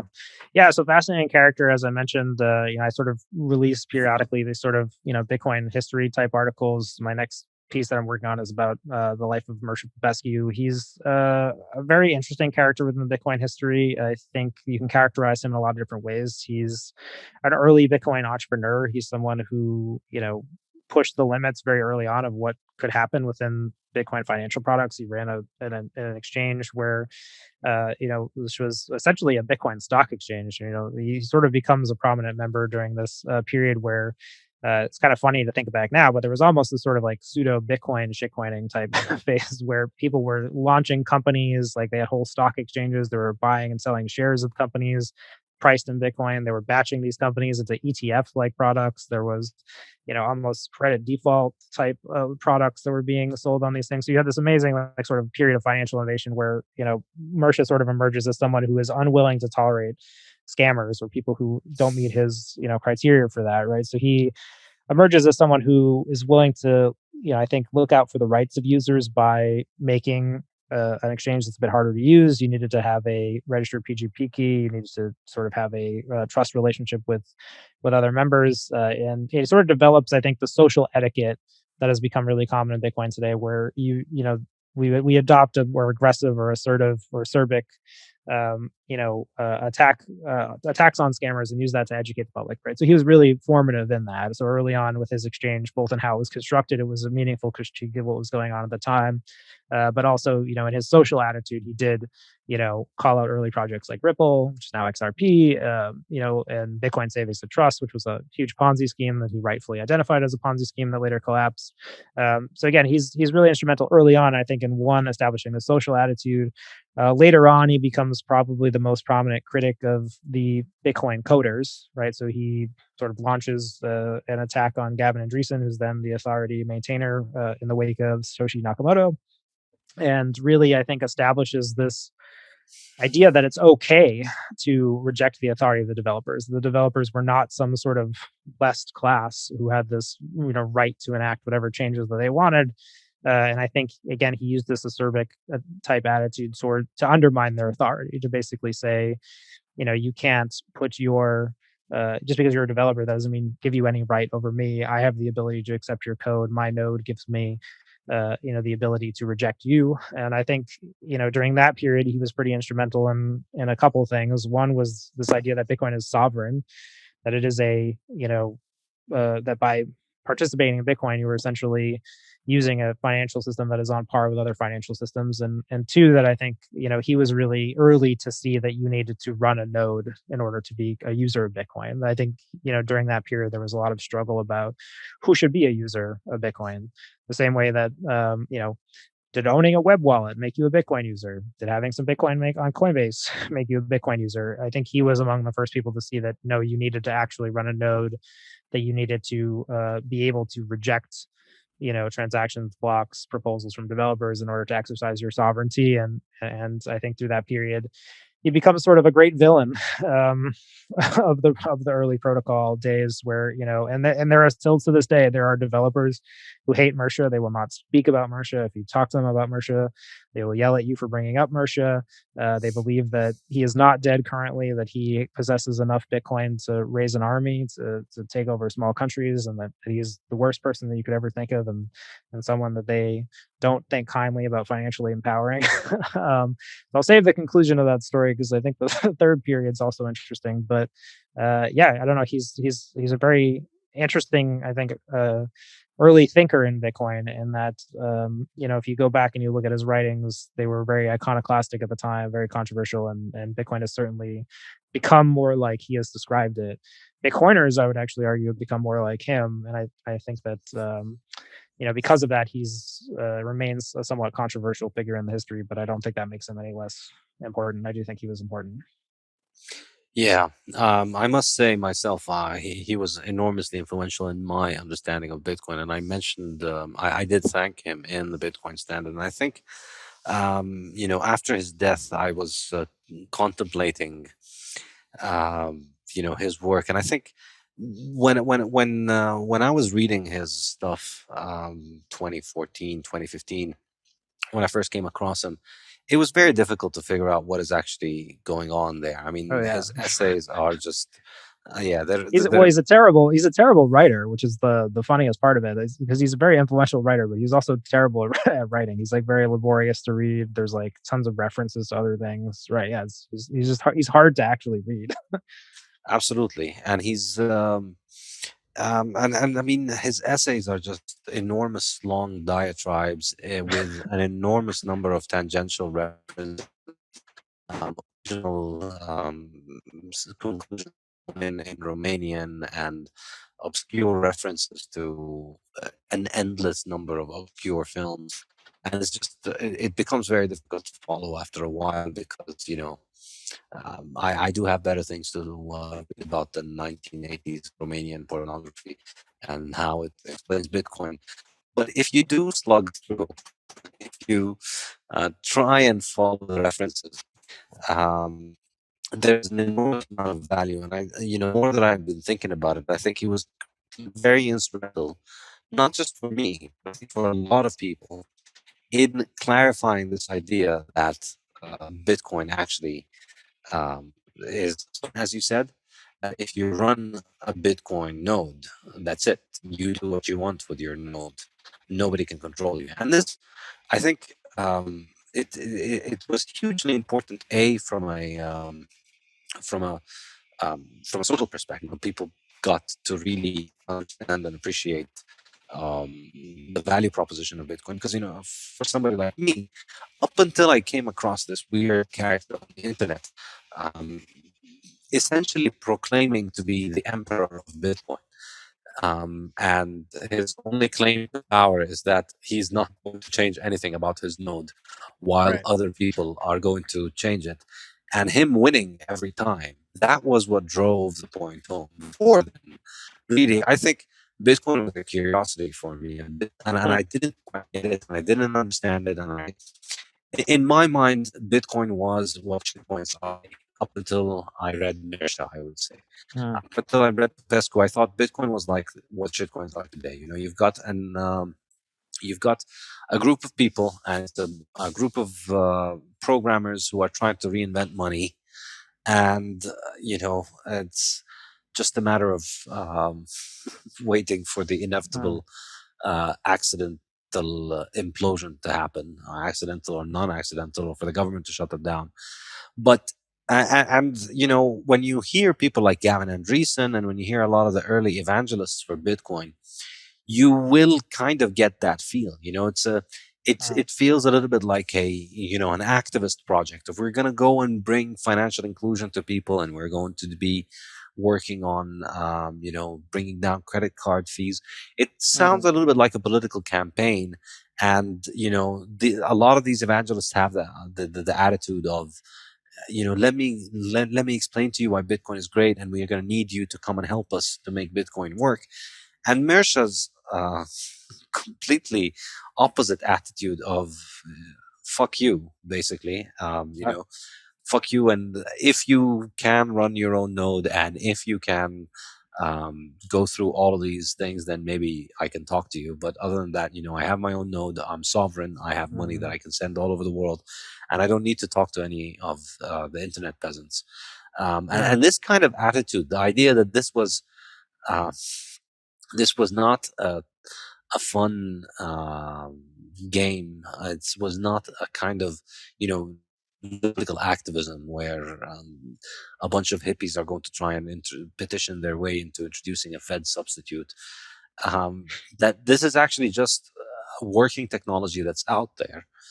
And what this guy makes you realize in a very vivid sense, because of his extremely shocking and aggressive and profoundly offensive style, is yeah, it still works. You can be the most politically incorrect asshole, and it's not clear how much of what he used to say he actually meant, and how Right. much of it was shock value. And I don't have strong opinions on that, because I my eyes just blaze over when he gets into these kind of diatribes. But still, the fact that he could, I think, the most telling part, which you referred to, is that in 2015, 16, and 17, as all these fork wars were happening, he basically, by just continuing to post his regular bullshit on his blog, he basically won all of these wars against all the Bitcoin influencers and coders who had all compromised in many ways. In fact, if you look at all the early Bitcoiners,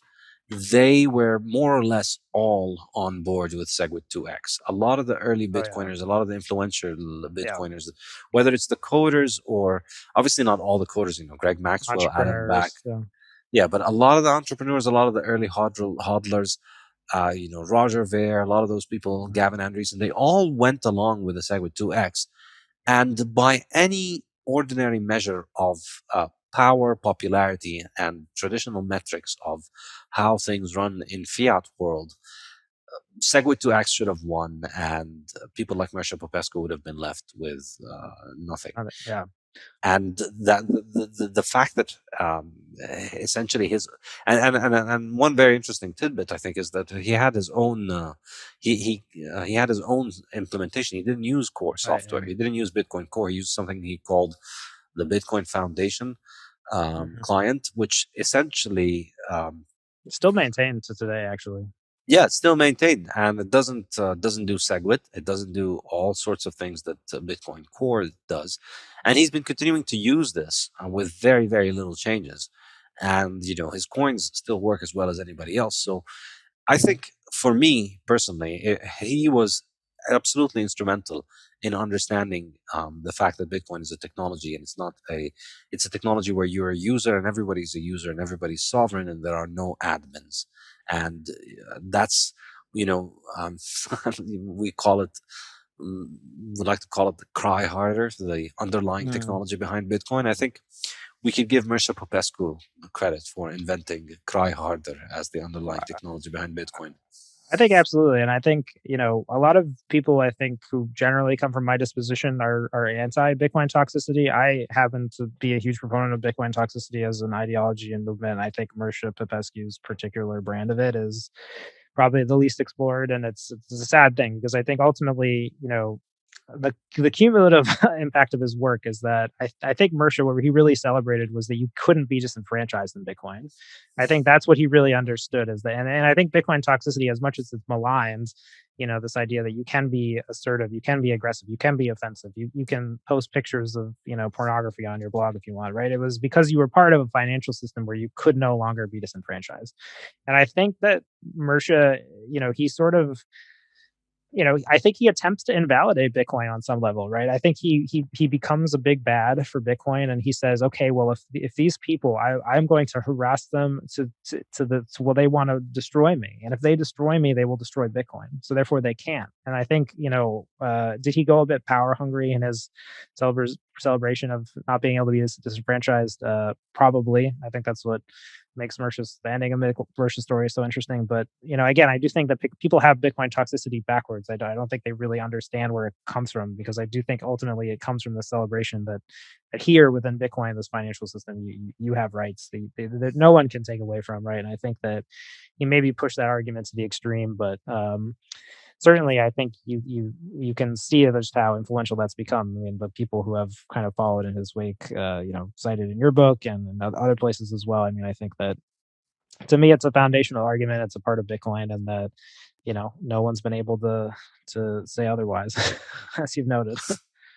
Yeah, and I think a lot of people come at this from a marketing perspective, wherein in fiat world, you have to put on a fake smile and tell people what they want to hear, and get them to buy your stupid bullshit, because the vast majority of shit that people buy in fiat life is unnecessary bullshit, and they really shouldn't be buying. So you need to go out of your way to market it for them. But in the case of Bitcoin, Bitcoin is Bitcoin is not an iPhone. It's not a toy. It's not the toy that you want. It's the medicine that you need, as I like to say. It's a lifeboat, and lifeboats don't need marketing. And people who run lifeboats, people who are responsible for lifeboats on cruise ships, they're not wasting their time on going around and telling people about how nice and inclusive and environmentally friendly the design of their lifeboats are.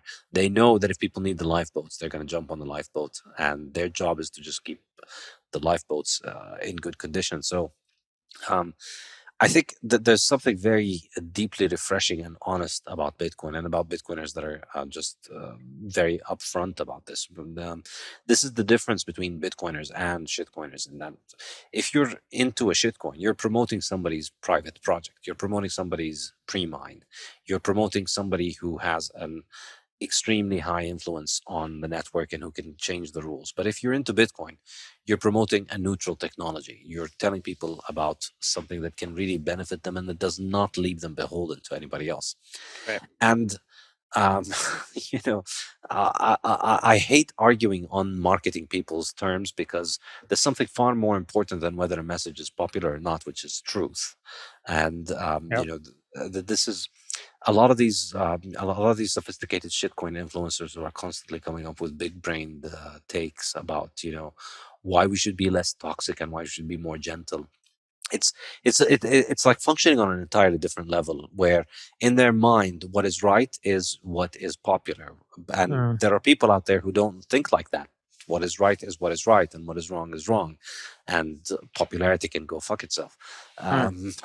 So I think this is a character fault line between Bitcoiners and shitcoiners. If you're the kind of person who thinks in terms of popularity, you're more likely to end up shitcoining than in Bitcoin. But the uh, the reality is,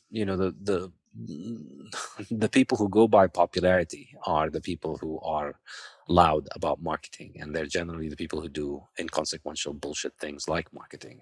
With my all due respect for anybody involved in marketing, but the people that are actually out there for the truth, they're the Michael Saylors, they're the Paul Tudor Jones, they're the institutional allocators who are not going to, not going to care about all of these theoretical debates from an angle of which one is nicer and which party is speaking nicer. They're going to think about this boat when the storm hits. Which is the best lifeboat when the storm hits, and it doesn't matter which lifeboat maker swears more. What matters is which lifeboat maker can make a boat that can get you to shore. And that's really, I think, the point here. And I think it's it's such a pathetic display of weakness of character, where people go around trying to police what other people are saying. Bitcoin is Mm. permissionless. You do not sign a contract to behave by certain standards when you download the Bitcoin client or when you buy Bitcoin.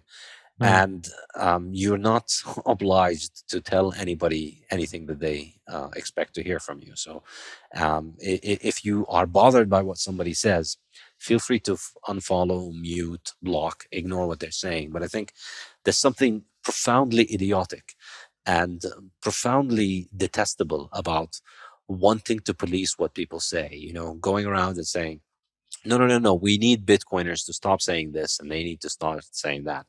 It's there's no such thing as Bitcoiners. The vast majority of Bitcoiners aren't even on Twitter, and there's no reason why you should be following or listening to people whose opinions you don't like or whose ideas you don't like. The Mm. fact that there is such a concerted effort to try and police the way that Bitcoiners talk about Bitcoin, I think is, I think there's clearly an ulterior motive there, which is that you want to get Bitcoiners to become more accommodating and more accepting of Ponzi schemes. Right. I mean, I think that ultimately, that's why the market of Bitcoiners has rejected that. Right. I think how I'd be more empathetic maybe to the cryptocurrency group is sort of say that I think that whole system, it's sort of appeals to them in the sense that, it gives them, you can find the secret, you can figure out how to work this out, right? If only you're intelligent enough, if only you're smart enough, if only you can build better than everyone else, you alone can sort of find the key, right? And I think that's one interesting thing about the cryptocurrency system apart from Bitcoin, right? In Bitcoin, you have to just accept the rules, right? I think that's what you've done well to articulate. Mircea has done well to articulate, or did well to articulate, unfortunately. But that you by becoming subservient to Bitcoin, by following the path of Bitcoin, you can gain this greater freedom. But I do think that comes at the cost of this other perspective, right? With the cryptocurrency class at large, where it does seem to offer this sort of great intellectual maze. And I think the kind of carrot at the center of that is an appeal to the person's own intelligence and excellence, right? Because to believe that you alone can go through all these cryptocurrencies and find the best for your portfolio, that you will avoid all the scams, that you will pick only the right ones. It does sort of appeal, I think, to people who I think might be susceptible to those things, right? Who aren't as confident and others, or who just I think are susceptible to paths where appeals to their own intelligence, right? They want to be flattered by that type of process, right? Yeah, I agree. Well, Stefano has a question for you. Stefano, you want to go ahead? Cool. Yes, of course. Hey, Peter. Hey, Stefan. Thank you. It was fascinating to hear about the history of Bitcoin. I'm somewhat new to the field, so it's good to learn about something from you. So my question is the following. As I learned about Bitcoin, I realized that the Bitcoin network is built on a very strong foundation, using the blockchain and proof of work and so on. But at the same time, I'm also realizing that a lot of institutional centralized government, let's say like the United States or China, will very much want Bitcoin to fail because it's a threat to their centralized power by definition, right? Sure. So I realized that Bitcoin has been around for 10 years, is demonstrated to be very resilient. But what weaknesses do you think may still exist within the network that can let one of these powerful centralized player able to either kill it or at least reduce its power? Yeah, interesting question. I don't think I have that concern about Bitcoin anymore, and I think I would certainly appeal to people who to work more to analyze threats to the network. I mean, certainly there's a lot of great people writing about issues with the Lightning Network and how we're building it. I think Shinobi is someone who I follow who writes a lot about different threats in the Lightning Network. Alex B, another person who kind of take that threat assessment model. I think for me, I mean, you can look at events like the fork wars, you can look at the China migration of Bitcoin hash power and just sort of see that. I think for me, I don't think that in its current form, the Bitcoin network could be susceptible to that type of event. I think governments, as you've alluded to, I think they can take steps to undermine it, and they likely will. So I mean, I think the greater threat, I think, is honestly in the co-option of the cryptocurrency system as a whole, because again, one of the great obfuscations here is that these other cryptocurrencies are offering all these sort of bells and whistles, but they're really coming at the cost of a couple things. One, that user rights are restrictive in these environments, and two, that decision making within these environments is beholden to political apparatuses. I think what you're likely to find over time, and this is why I've become more vocal about this issue about how Bitcoin is different on user rights than other cryptocurrencies, because I do think governments will eventually realize that they can sort of co-opt these other cryptocurrency systems. And I'm not under the illusion that I think that they'll fail anytime soon. I think what's far more likely to happen is that the cryptocurrency systems are going to get bigger. They're going to gain institutional adoption. I think this is the problem with systems that have systemic flaws, right? Where they're not immediately obvious. So I'll give you the example of one that I've been thinking about a lot with communism, right? Communism needed to be tested on the level of entire nations adopted it, prior to where it was clear that like in a communist political structure, you as a user had weakened user rights, and that it was a bad system for you as an individual. But that required societal investment on a really, really massive scale. And I think we should keep that in mind, because I do think with the cryptocurrencies ecosystem broadly, my concern for them is not that they'll fail immediately. My concern for them is that they grow exponentially larger, become co-opted, and then become weaponized against Bitcoin. And I do think that the biggest attack vector against Bitcoin are attack vectors against Bitcoiners, right? You as a person, for being in Bitcoin, I think you have to understand that you face a certain risk, right? That you are someone who lives in a real place that interacts with other people, and your rights can be restricted. I think what's likely to happen is exactly that. I think when they realize that they can't attack the Bitcoin network or undermine it, two things will happen. One, they'll try to co-opt the existing cryptocurrency systems, and then two, there will be deliberate campaigns to, undermine Bitcoiners, the rights of Bitcoiners, and to turn the collective political masses against Bitcoiners. But look, I think the other thing is that there is a geopolitical race now, right? El Salvador is a Bitcoin-friendly nation. You can all choose to go move to El Salvador. That's a beautiful thing, right? So I do think, it's not all bleak, but I would say that, choosing to be a Bitcoiner, I think, you are, while you are going to be empowered by this technology, I do think that, yes, you are correct that we will likely live through some period where either the network or us personally face some sort of sling and arrow for that decision. Okay. Thank you, Peter. Very interesting point of view. Yeah, you're welcome. All right. Peter has another question for you, Peter. So in the discussion so far, you two have focused quite a lot on current debates within the Bitcoin community and the history of Bitcoin. And it's great to get Peter's kind of bird's eye view of all of the characters and debates that have been going on during his time as a journalist. So my question is now about the future. Peter, what do you think the future of Bitcoin is in terms of how large it will become within the global financial system? Because there are some people that think we're heading to a multi-currency world where Bitcoin will take on this kind of digital gold role and stop there. But there are others like Knut Svanholm, who's coming on the podcast later in the month, who thinks that we are on a path towards hyperbitcoinization, where Bitcoin will become the only currency that is really relevant in the international financial system. And he also thinks that could happen quite quickly. Like he says in some of his books that he sees the path as being faster than some hyperinflations that have happened in the past. So I'd be really keen to see whether you think these kind of hyper-Bitcoinization scenarios are likely, and what you think the most probable path for Bitcoin's future is.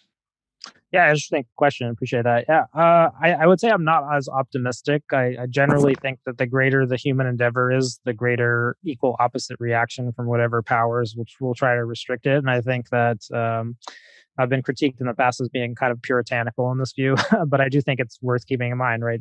I think Bitcoiners are on the side of people who are aspiring to, enhance the freedoms and rights of others. And generally, if you look at history, the people who have been aligned towards that generally don't have a great time.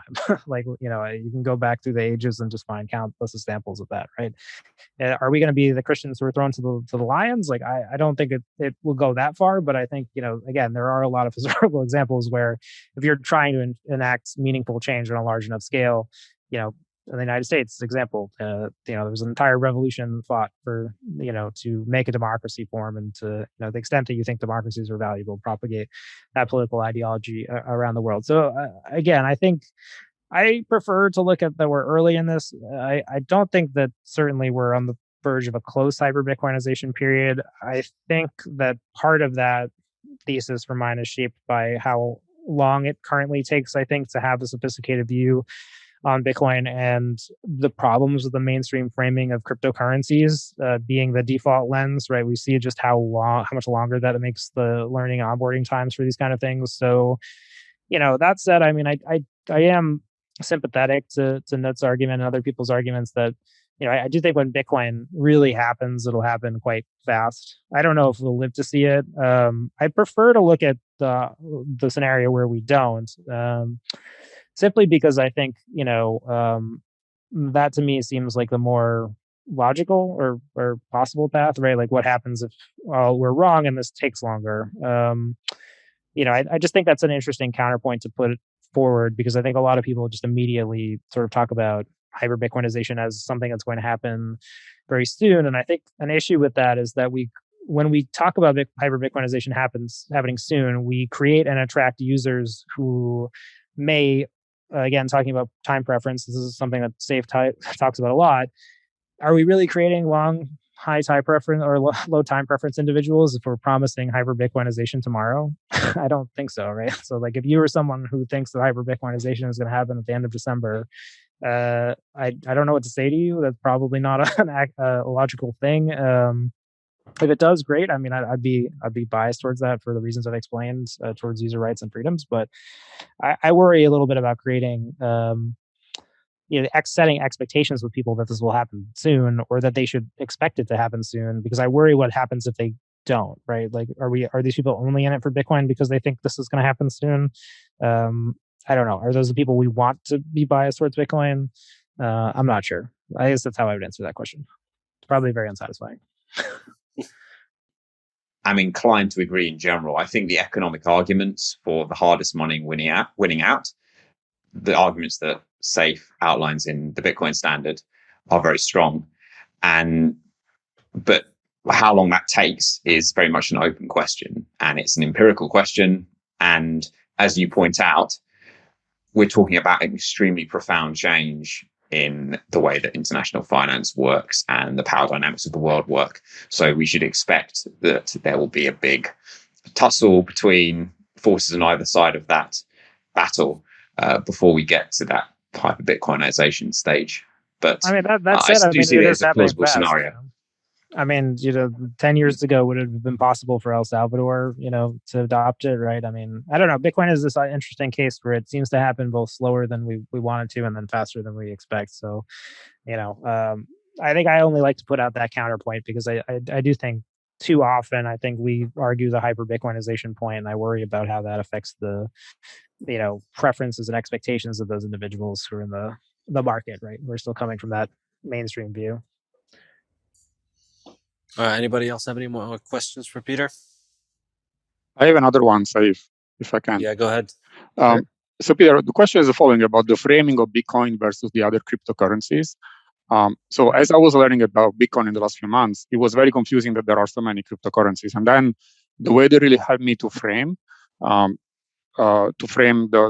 context was that, in my mind at least, Bitcoin is the only truly decentralized digital currency.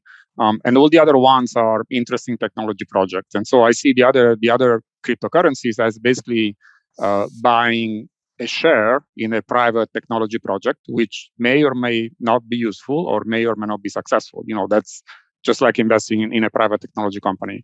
Do you think this is proper framing, or it's not really correct? Yeah, I used to be sympathetic to that framing. I think at points I probably had adopted it myself. I think at this point, I would probably say that I think most cryptocurrency projects are just competing with Bitcoin on time preference. They're offering you some feature that Bitcoin doesn't have now, claiming that people will need it in the future.